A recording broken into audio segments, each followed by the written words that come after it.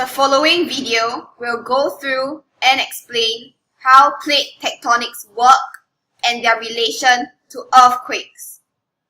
In addition, we will learn more about how an earthquake is measured, as well as other factors that contribute to the extent of damage it does. Lastly, we will discuss the relationship between earthquakes and tsunamis. The crust, which is the outermost layer of the earth, is broken into tectonic plates that move in relation to one another.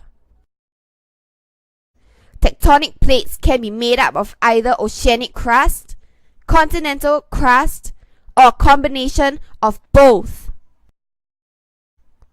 Oceanic crust is located beneath deep oceans and consists of mainly basalt, which is a heavy and dense rock. Continental crust is located beneath the Earth's continental land masses and under shallow seas close to continents and consists of lighter rock such as granite. The majority of the Earth's tectonic hazards occur at the edges or boundaries of these plates. Different types of plate movements give rise to different types of plate boundaries,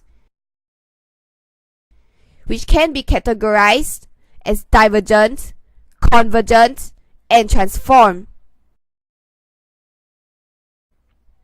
Divergent plate boundaries are areas where two plates move away from each other.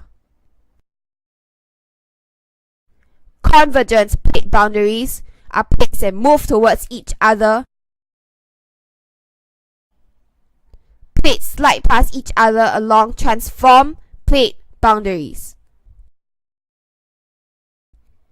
An earthquake is a vibration in the Earth's crust caused by the sudden release of stored energy in the rocks found along the fault lines. Earthquakes occur when there is plate movement along boundaries. The plate movements cause the slow buildup of stress on the rocks found on either side of the fault. When the rocks can no longer withstand the increasing stress, they suddenly slip many meters, causing an earthquake. An earthquake releases energy in the form of seismic waves. Seismic waves radiate out from a point of sudden energy release called the focus. The point on the Earth's surface directly above the focus is the epicenter.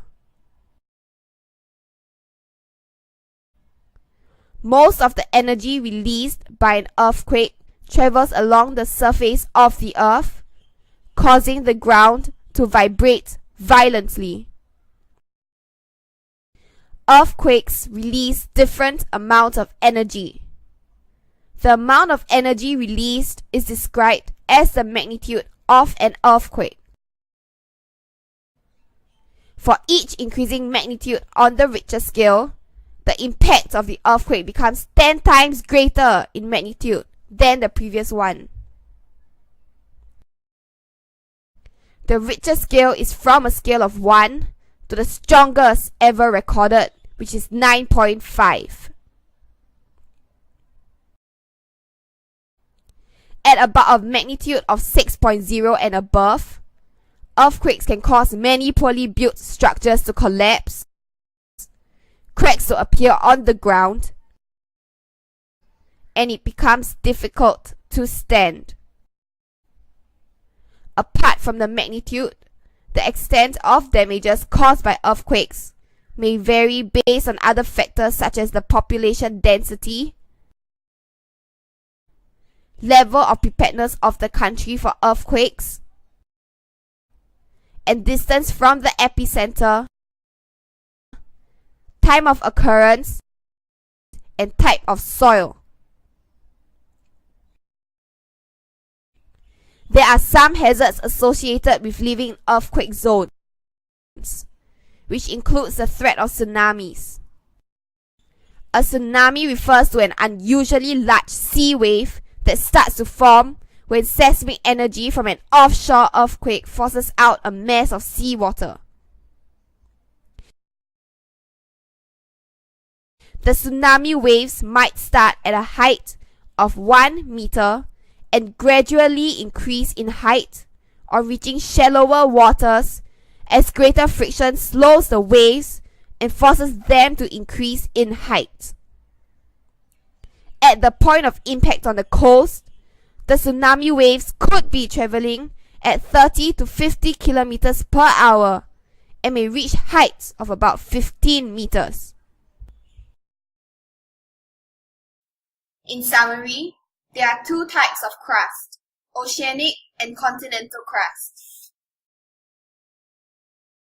Earthquake is a vibration in the Earth's crust caused by the sudden release of stored energy in the rocks found along fault lines. Seismic waves are generated from earthquakes. According to the Richter scale, the increase in the magnitude of the earthquake increases the amount of damage. Earthquakes result in different movement of plate boundaries: divergence, convergence, and transform. When earthquakes occur near the sea, seismic waves will be forced out of the seawater and result in tsunamis.